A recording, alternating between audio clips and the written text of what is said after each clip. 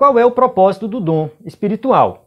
Eu vejo como base bíblica, 1 Coríntios, capítulo 14, versículo 12. Assim também vós, visto que desejais dons espirituais, procurai progredir para a edificação da igreja. Ou seja, se vocês querem dons espirituais, o propósito de tudo isso é edificação da igreja. O escritor da revista fala da questão da edificação, principalmente no tópico 3, que ele vai falar assim, que Cristo é a pedra de esquina, é a pedra fundamental. A partir de Cristo vai ter o quê? O crescimento da igreja.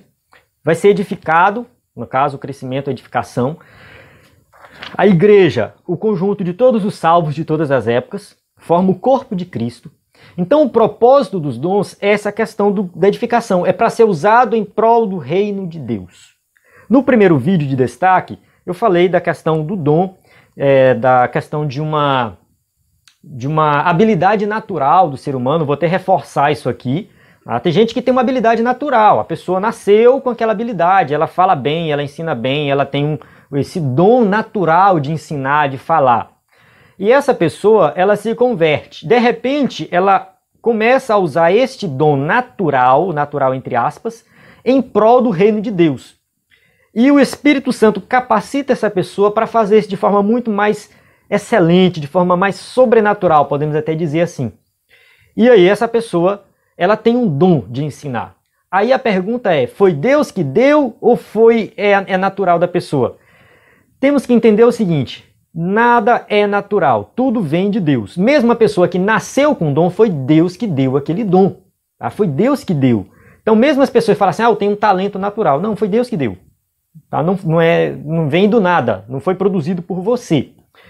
Esse talento, se ele for usado dentro do reino de Deus para a edificação da igreja, o Espírito Santo pode potencializar esse talento, capacitar essa pessoa mais para que ela faça isso com mais excelência. E aí a gente pode chamar isso sim de dom espiritual.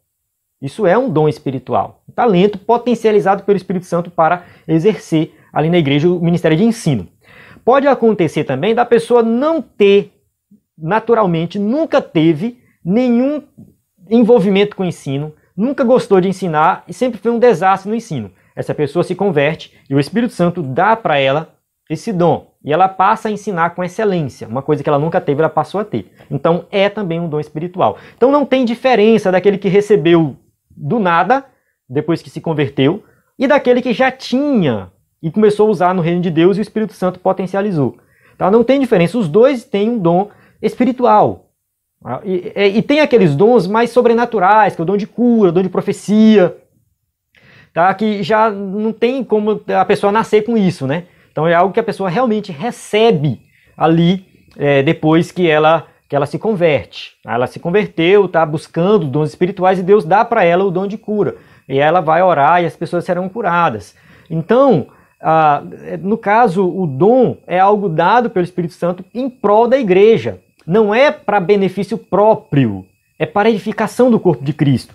E aí a gente vai para outra passagem que fala disso, é a passagem de Efésios. Efésios também, né, Paulo escrevendo os Efésios, ele fala, Efésios capítulo 4, versículo 11, ele fala assim, e ele concedeu uns para apóstolos, outros para profetas, outros para evangelistas e outros para pastores e mestres, com vistas ao aperfeiçoamento dos santos, para o desempenho do seu serviço, para a edificação do corpo de Cristo, até que todos cheguemos à unidade da fé e do pleno conhecimento do Filho de Deus, à perfeita varonilidade à medida da estatura da plenitude de Cristo. Olha só, essa passagem aqui você pode ler e reler várias vezes, essa passagem aqui. Aperfeiçoamento dos santos, desempenho no servir. Então esse é o propósito dos dons espirituais, para que nós possamos nos aperfeiçoar, conhecer mais de Cristo, ter um conhecimento mais profundo. Aí até a gente entra naquela parte que eu comentei aqui do vídeo, né? Um conhecimento não somente terreno de Cristo, que Cristo fez aqui na Terra, mas o conhecimento mais elevado espiritual de Cristo, que Ele faz por nós hoje, tá? Então, assim, um conhecimento mais profundo e algo voltado para a prática, para o serviço do reino de Deus. Então, o dom espiritual, ele é usado nesse sentido. Aí eu fico vendo assim, o ímpio pode ter um dom espiritual. Não faz sentido um ímpio ter um dom espiritual. Não faz sentido, não tem lógica. Um dom espiritual não é algo pontual, que acontece uma vez ou outra e não acontece mais. Não, o dom espiritual é algo contínuo, constante. É algo que vai, com o passar do tempo, você vai melhorando, exercendo. Né? Tipo assim, Deus pode te usar como uma profecia. Um dia, num momento especial, Deus te usa. Você profetiza ali na vida de alguém. Depois, Deus nunca mais te usa nesse sentido. Eu não posso dizer que isso é um dom espiritual, que você tem o dom de profetizar. Porque foi algo específico, pontual. Agora, se você sempre é usado como profecia, Deus tem te usado dessa forma, aí sim é um dom espiritual. O dom pode ser perdido. Tem uma passagem que Paulo escreve a Timóteo, ele fala assim, não despreze o dom que há em ti. Eu não lembro agora de cabeça, eu tinha anotado aqui, mas enfim, não estou com a minha anotação aqui perto. Mas assim, não despreze o dom que há em ti. Então dá a entender que o dom pode ser desprezado, menosprezado, a pessoa pode deixar de usar o dom. Então assim, não é que a pessoa vai deixar de ser salva, mas é um problema. Tá? Deus deu o dom para ela usar. Então ela pode menosprezar esse dom. Então ela pode realmente, quem sabe, perder o dom. Eu creio que pode sim perder esse dom, ou pelo menos não ter mais o mesmo desempenho. Algumas pessoas podem se tornar arrogantes com o dom, achar que aquilo é dela, usar para benefício próprio e Deus não usa mais ela naquela situação. Então pode ser que tenha um momento que a pessoa está ali usando aquele dom na igreja e Deus está abençoando grandemente, tem momento que Deus não está mais abençoando. Por quê? Porque ela começou a usar para benefício próprio. E o dom espiritual é para o benefício da igreja, do corpo de Cristo.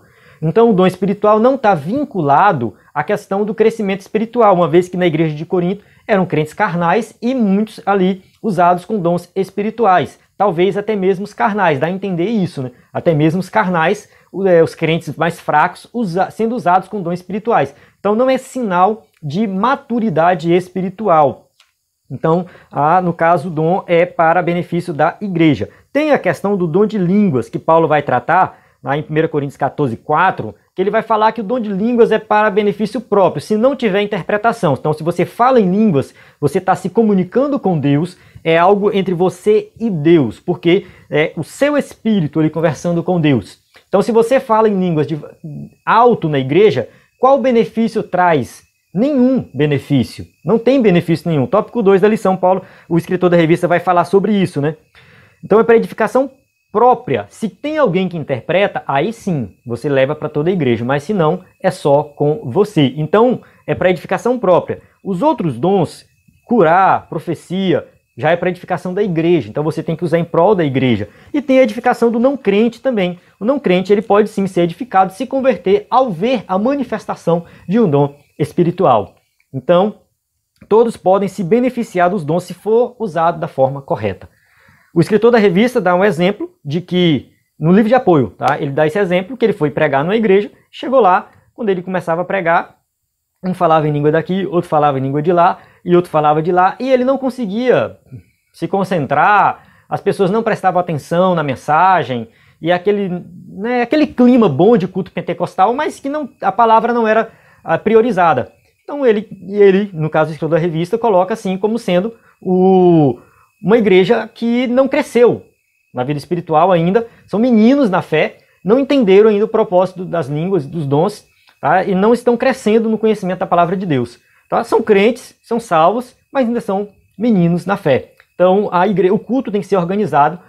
Se você vai falar em línguas, fala só com você e Deus, né? E, enfim, na hora da palavra, é hora da palavra. O pastor Elenay Cabral também tem um vídeo muito famoso dele que ele fala sobre isso. Ele começava a pregar, um profetizava. Ele começava a pregar, outro profetizava. Ele falou, olha, pastor, não tem como pregar aqui não, porque aqui a gente tem os profetas da igreja. Ele falou, não, ou eu prego ou eles profetizam, um dos dois. Então tem que ser algo organizado dentro do culto. O culto cristão tem que ser organizado e os dons têm que ser usados da forma correta. Amém? Então a gente chega aqui no final, tá, da nossa lição. E a lição que fica aqui para você, que é professor DBD, quando for ensinar esse tema na sua igreja, deixe bem claro que os dons espirituais são para todos os crentes, todos podem buscar, não é só para uma elite da igreja, tá? E tem que ser usado da forma correta. Eu não sei como é a sua igreja. Adapte a lição para a realidade da sua igreja. Se a sua igreja é aquela igreja muito espiritual, que tem muitos dons, ensina de tal forma que as pessoas possam usar o dom da forma correta, com o propósito correto. Se a sua igreja é aquela igreja que já esfriou, que ninguém busca mais os dons, dê uma aula de tal forma que o professor possa, que os alunos possam buscar os dons espirituais e se aprofundar mais no conhecimento da palavra de Deus e ter os dons espirituais. Se a sua igreja é uma igreja mais madura, então trate de uma forma. Se for uma igreja mais imatura, uma igreja que ainda está ali no leite, né, no básico do cristianismo, ensina também de tal forma que eles possam crescer. Então cada igreja vai ter uma realidade diferente. Você que é professor de EBD tem que ter a sensibilidade de entender o seu contexto para adaptar a lição desse contexto. Qualquer dúvida você pode deixar no seu comentário, deixar o seu comentário no vídeo, ou pode mandar uma mensagem no nosso WhatsApp, que tem aí também na descrição do vídeo.